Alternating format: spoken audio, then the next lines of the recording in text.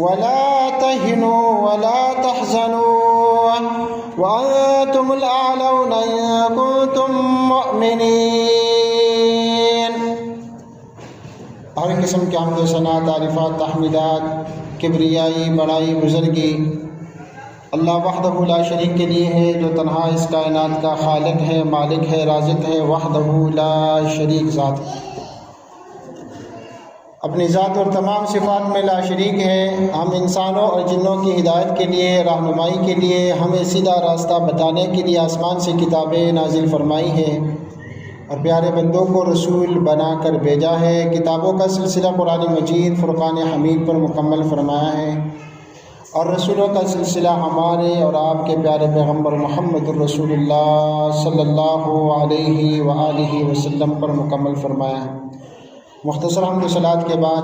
آج جو ہمارا موضوع ہے وہ موضوع ہے حالت جنگ میں قوم اور فوج کی ذمہ داریاں۔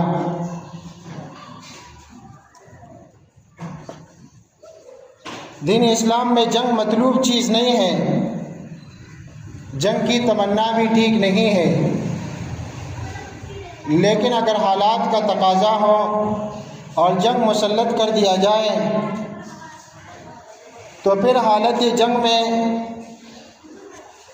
مسلمانوں کے لیے دین اسلام میں کیا کیا رہنمائی ہے، کیونکہ اسلام تو ایک کامل مکمل دین ہے اور ہر قسم کے حالات کے لیے اس میں رہنمائی، ہدایات موجود ہیں۔ تو سب سے پہلی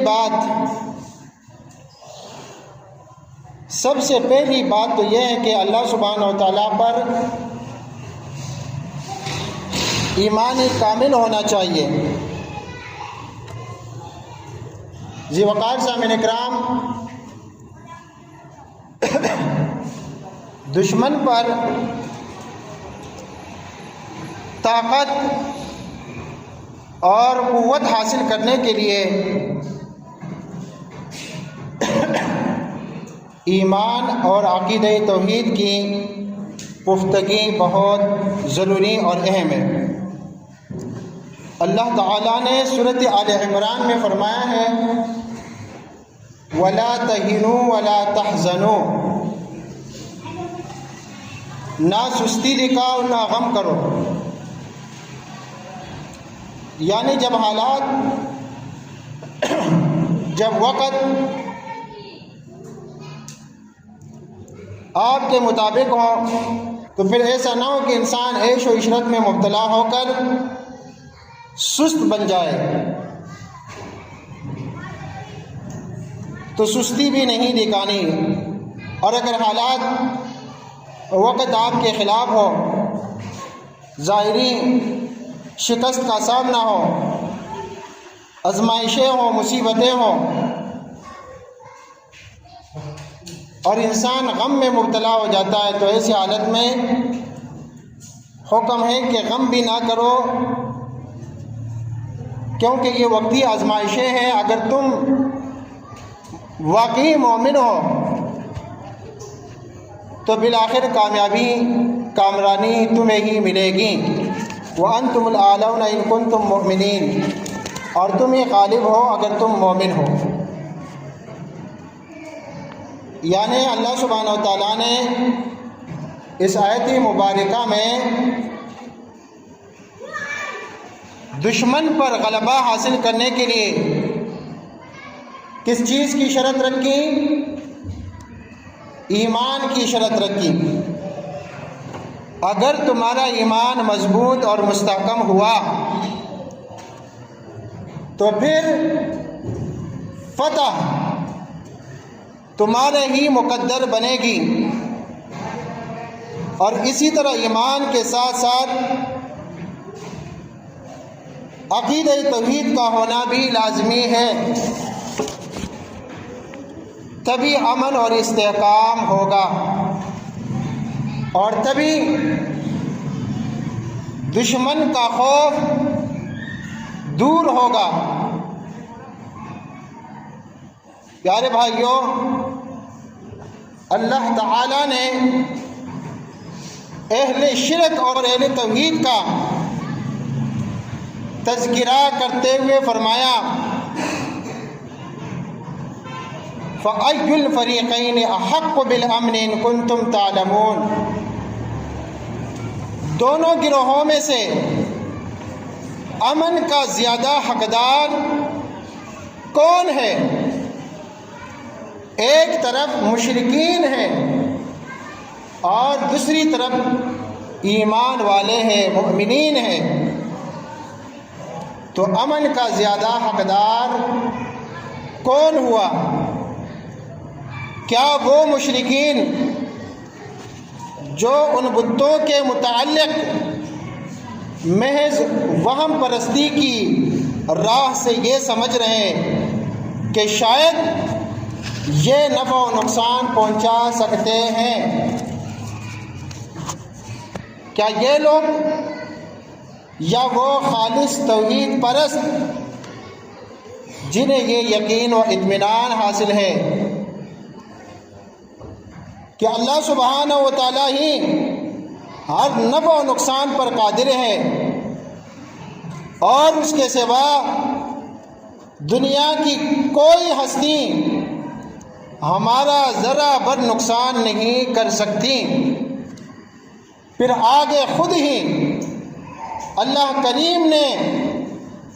اس سوال کا جواب دیتے ہوئے ارشاد فرمایا الذین آمنوا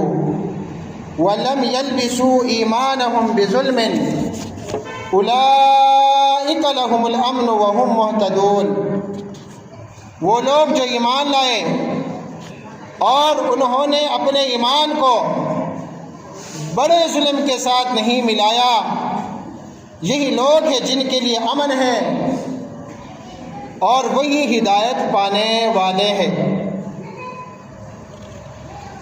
بازو تیرا توحید کی قوت سے قوی ہے، بازو تیرا توحید کی قوت سے قوی ہے، اسلام تیرا دیس ہے تو مصطفی ہے، اسلام تیرا دیس ہے تو مصطفی ہے، تو بندے کا ایمان مضبوط ہو اللہ سبحانہ و تعالیٰ پر۔ اور اب دوسرا کام حالت جنگ میں، یعنی حالت جنگ میں ہمارے لیے، آپ کے لیے دین اسلام میں کیا کیا رہنمائی ہیں، ان رہنمائیوں میں سے ایک رہنمائی یہ ہے کہ کثرت سے ذکر الہی اور دعائیں التجائیں کی جائے۔ پیارے بھائیوں، یوں تو ایک مومن کو ہر وقت ہی اللہ تبارک و تعالیٰ کا ذکر اور اللہ تبارک و تعالیٰ سے دعائیں کرتے رہنا چاہیے، مگر خاص جنگی حالات میں ان کی اہمیت اور ضرورت اور بڑھ جاتی ہے، کیونکہ یہ چیزیں مومن کا ہتھیار ہے، اور یہ اسی لیے بھی ضروری ہے کہ فتح و نصرت کا انحصار میرے بھائیوں ظاہری اسباب پر نہیں، بلکہ یہ دل کی استقامت اور اللہ تعالیٰ کی یاد اور اللہ تعالیٰ کا حکم بجا لانے پر ہے۔ سورۃ انفال میں اللہ تبارک و تعالیٰ نے فرمایا ہے یا ایھا الذین آمنوا اذا لقیتم فئة فاثبتوا واذکروا اللہ کثیرا لعلکم تفلحون، اے لوگوں جو ایمان لائے ہو، اذا لقیتم فئة، جب تم کسی گروہ کے مقابل ہو، فاثبتوا، تو جمع رہو، ثابت قدمی دکھاؤ، واذکروا اللہ کثیرا، اور اللہ کو بہت زیادہ یاد کرو، لعلکم تفلحون، تاکہ تم فلاح پا جاؤ۔ پیارے بھائیوں، مجاہدین کی دعاؤں کا ذکر باقاعدہ قرآن مجید میں آیا ہے، جیسا کہ طالوت کے ساتھیوں نے دشمن سے مڑبھیڑ کے وقت یہ دعائیں کی تھیں۔ طالوت اور جالوت کے جنگ کا واقعہ قرآن مجید میں ہے۔ طالوت اللہ پر ایمان لانے والا اور جالوت کفار کے لشکر کا سربراہ تھا۔ میرے بھائیوں، طالوت کے ساتھیوں نے دشمن سے مڑبھیڑ کے وقت یہ دعائیں کی تھیں۔ کون سی دعائیں؟ یہ دعائیں تو ویسے بھی کرنی چاہیے، لیکن حالت جنگ میں اس کی اور زیادہ اہمیت اور ضرورت پڑ جاتی ہے۔ تو طالوت کے ساتھیوں نے اللہ تعالیٰ سے دعائیں اس طرح کی: ربنا افرغ علینا صبرا وثبت اقدامنا وانصرنا علی القوم الکافرین۔ اے ہمارے رب، ہم پر صبر انڈیل دے اور ہمارے قدم ثابت رکھ اور ان کافروں کے خلاف ہماری مدد فرما۔ پھر اسی طرح استقامت، صبر اور حوصلہ اختیار کریں، یعنی جنگی حالات کا تقاضا یہ ہوتا ہے کہ انسان استقامت، صبر اور حوصلہ اختیار کرے۔ ہمارے اور آپ کے پیارے نبی کریم رحمت للعالمین صلی اللہ علیہ وسلم فرمایا کرتے تھے، یہ صحیح مسلم کی حدیث ہے، نبی کریم صلی اللہ علیہ وسلم فرماتے ہیں: یا ایھا الناس لا تتمنوا لقاء العدو واسألوا الله العافية فإذا لقيتموهم فاصبروا واعلموا أن الجنة تحت ظلال السيوف۔ لوگوں، دشمن سے مقابلے کی تمنا مت کرو۔ نبی کریم صلی اللہ علیہ وسلم نے فرمایا کہ لوگوں، دشمن سے مقابلے کی تمنا مت کرو، یعنی یہ تمنا مت کرو کہ کاش جنگ چھڑ جائے، جنگ ہو جائے، یہ ہو جائے، وہ ہو جائے، اس طرح کی تمنائیں مت کرو۔ اللہ تعالیٰ سے عافیت مانگو۔ نبی علیہ السلام نے کیا کہا ہے کہ جنگ کی تمنا مت کرو اور اللہ تعالیٰ سے عافیت مانگو، لیکن جب تم ان کا سامنا کرو، یعنی اگر جنگ مسلط کر دی جائے تو پھر پیٹھ دکھانا نہیں، صبر کرو اور جان رکھو کہ جنت تلواروں کے سائے کے نیچے ہے۔ اور سورہ آل عمران آیت نمبر 200 میں اللہ سبحانہ و تعالیٰ نے فرمایا: یا ایھا الذین آمنوا اصبروا وصابروا ورابطوا واتقوا اللہ لعلکم تفلحون۔ اے لوگوں جو ایمان لائے ہو، صبر کرو اور مقابلے میں جمے رہو، یہ جنگی حالات کا تقاضا ہوتا ہے، اور مورچوں میں ڈٹے رہو اور اللہ سے ڈرو تاکہ تم کامیاب ہو جاؤ۔ تو حدیث اور قرآن کی اس آیت کا تقاضا ہے کہ انسان مسلمان پہلے جنگ کی تمنا نہ کرے، لیکن جنگ ہو جائے تو پھر دشمن سے یا دشمن کی قوت سے یا دشمن کی طاقت سے یا دشمن کی ٹیکنالوجی سے نہ گھبرائے، بلکہ بھروسہ توکل اللہ پر رکھے اور ثابت قدمی دکھائے، صبر سے کام لے۔ میرے بھائیوں، پھر اسی طرح دوران جنگ ہمارے دین نے ایک اور اہم بات بھی سکھائی ہے، اور وہ یہ ہے کہ دوران جنگ میں غلط خبریں پھیلا کر مایوسی نہ پھیلائے۔ پیارے بھائیوں، موجودہ دور چونکہ میڈیا کا دور ہے اور یہ اسمارٹ فونز اور اسی طرح جو سوشل میڈیا ہے یہ ہر شخص کی رسائی میں ہے، تو میڈیا پر کوئی بھی ایسی خبر مت شیئر کرے جس سے مسلمانوں کے حوصلے پست اور دشمن کے حوصلے بلند ہو۔ یاد رکھیں کہ افواہیں بھی دشمن کا مؤثر ہتھیار ہوتی ہیں، ان سے دشمن کو فائدہ، ملک کو نقصان اور عوام میں بددلی پیدا ہونے کا خدشہ ہوتا ہے۔ اسی کیفیت کو اللہ تعالیٰ نے قرآن مجید میں بیان کرتے ہوئے فرمایا: وَإِذَا جَاءَهُمْ أَمْرٌ مِّنَ الْأَمْنِ أَوِ الْخَوْفِ أَذَاعُوا بِهِ وَلَوْ رَدُّوهُ إِلَى الرَّسُولِ وَإِلَى أُولِي الْأَمْرِ مِنْهُمْ لَعَلِمَهُ الَّذِينَ يَسْتَنبِطُونَهُ مِنْهُمْ وَلَوْلَا فَضْلُ اللَّهِ عَلَيْكُمْ وَرَحْمَتُهُ لَاتَّبَعْتُمُ الشَّيْطَانَ إِلَّا قَلِيلًا۔ فرمایا: وَإِذَا جَاءَهُمْ أَمْرٌ مِّنَ الْأَمْنِ أَوِ الْخَوْفِ، جب بھی ان کمزور لوگوں کے پاس، ان منافقین کے پاس کوئی بھی خبر پہنچتی ہے چاہے وہ امن کی ہو یا خوف کی، اذاعوا بھی اسے پھیلا دیتے ہیں، اسے شیئر کر دیتے ہیں، حالانکہ بلا تحقیق کوئی خبر اور بالخصوص حالت جنگ میں کوئی ایسی خبر پھیلانا اسلام میں منع ہے۔ فرمایا وَلَوْ رَدُّوهُ إِلَى الرَّسُولِ وَإِلَىٰ أُولِي الْأَمْرِ مِنْهُمْ لَعَلِمَهُ الَّذِينَ يَسْتَنبِطُونَهُ مِنْهُمْ وَلَوْلَا فَضْلُ اللَّهِ عَلَيْكُمْ وَرَحْمَتُهُ لَاتَّبَعْتُمُ الشَّيْطَانَ إِلَّا قَلِيلًا۔ اور جب ان کے پاس امن یا خوف کا کوئی معاملہ آتا ہے تو اسے فوراً ہی مشہور کر دیتے ہیں، اور اگر وہ اس خبر کو رسول کی طرف اور اپنے صاحبان امر کی طرف لٹاتے، پہنچا دیتے، تو ان میں سے اہل تحقیق اس خبر کی حقیقت کو جان لیتے۔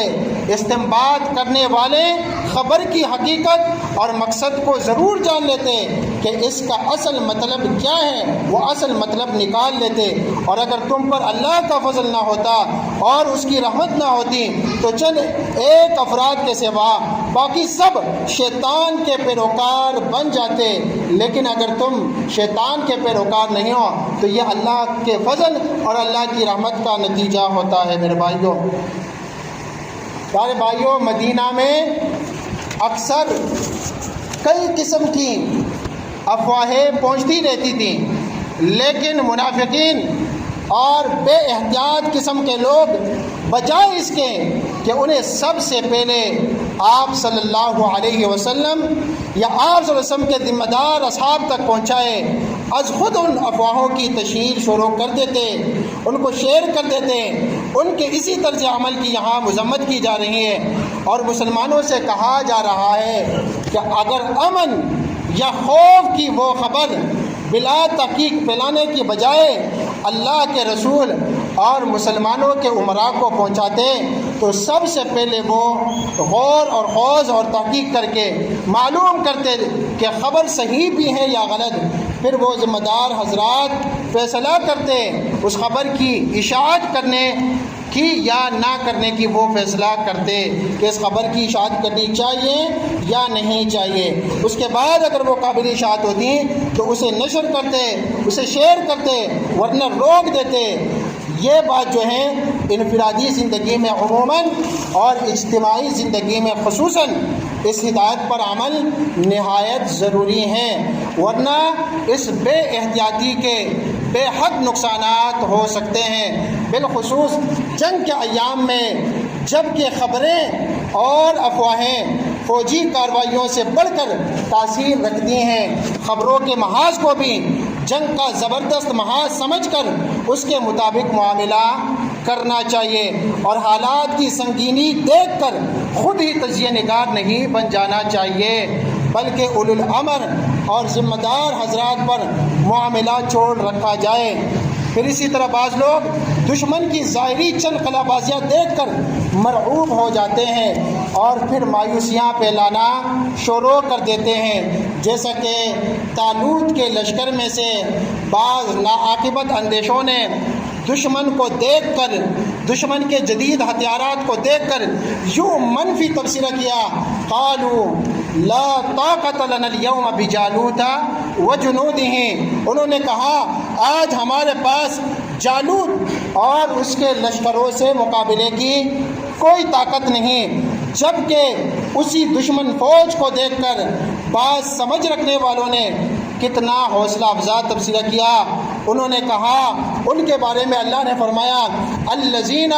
یظنون انہم ملاقو اللہ کم من فئۃ قلیلۃ غلبت فئۃ کثیرۃ باذن اللہ واللہ مع الصابرین۔ ایک طرف تو وہ لوگ تھے جو منافق تھے، انہوں نے دیکھ کر کہا کہ آج ہمیں مقابلے کی کوئی قوت نہیں، اور دوسری طرف وہ لوگ یظنون،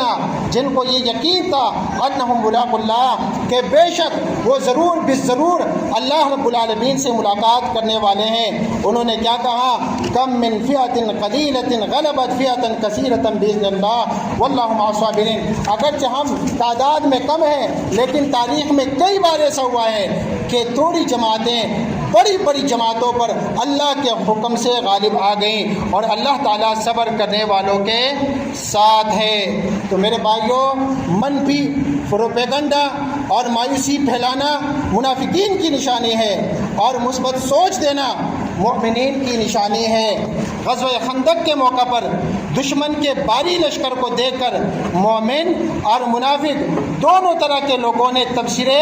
اور کمنٹس دیے تھے۔ پہلے منافقین کے تاثرات دیکھے، فرمایا وَإِذْ يَقُولُ الْمُنَافِقُونَ وَالَّذِينَ فِي قُلُوبِهِم مَّرَضٌ مَّا وَعَدَنَا اللَّهُ وَرَسُولُهُ إِلَّا غُرُورًا۔ منافقین نے کیا کہا؟ اور ان لوگوں نے جن کے دلوں میں بیماری تھی کہتے تھے کہ اللہ اور اس کے رسول نے ہم سے محض دھوکہ دینے کے لیے وعدہ کیا تھا۔ یہ تو دھوکہ ہے۔ وہ کہا کرتے تھے کہ یہ مسلمانوں کا رسول ہمیں کہا کرتے تھے کہ تم قیصر و کسریٰ کے مالک بن جاؤ گے، اور آج خوف کی یہ حالت ہے کہ ہم قضاء حاجت کے لیے بھی باہر نہیں جا سکتے۔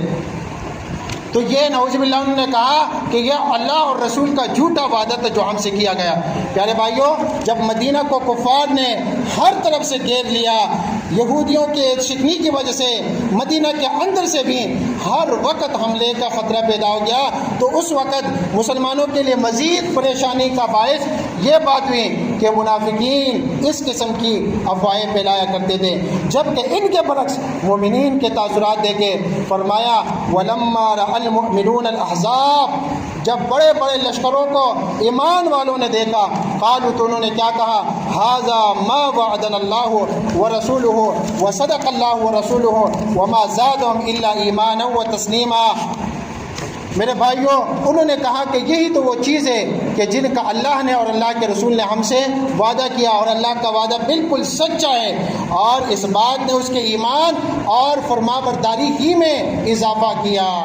پھر اس طرح دوران جنگ مسلمان سپہ سالار کو مکمل تعاون کی یقین دہانی کرواتے ہوئے حوصلہ دیا جائے۔ پھر اسی طرح جیسا کہ میں نے کہا کہ جو ہمارا موضوع ہے وہ حالت جنگ میں اسلام کی کیا رہنمائی ہے مسلمانوں کے لیے، چند رہنمائیاں میں نے آپ کے سامنے پیش کی۔ پھر اسی طرح ایک رہنمائی یہ ہے کہ جنگی حالات میں باہمی اختلافات کو بالائے طاق رکھ کر مشترکہ مفاد پر جد و جہد کی جائے، کیونکہ بعض دفعہ جب جنگ مسلط کر دی جاتی ہیں تو مسلمانوں کے آپس میں جو سابقہ اختلافات ہوتے ہیں، کہتے ہیں فلاں قوم نے فلاں قوم پر فلاں وقت یہ ظلم کیا تھا اور یہ ہوا تھا وہ ہوا تھا، لہٰذا ہم اس جنگ کا حصہ نہیں بنیں گے، اور اس سے پھر جو ہے قوم کی جو وحدت ہوتی ہیں، جو قوت ہوتی ہیں، وہ پارا پارا ہو جاتی ہیں، اور پھر اس سے جو ہے کیا ہوتا ہے کہ بڑے بڑے مسائل بن جاتے ہیں۔ تو اسی طرح اسلام کی رہنمائی یہ ہے کہ جنگی حالات میں باہمی اختلافات کو بالائے طاق رکھ کر مشترکہ مفاد پر جد و جہد کی جائے، پھر اپنی قوت اور اسلحہ اور لشکر پر اور اپنی فوج پر کبھی تکبر نہ کیا جائے۔ جنگی حالات کا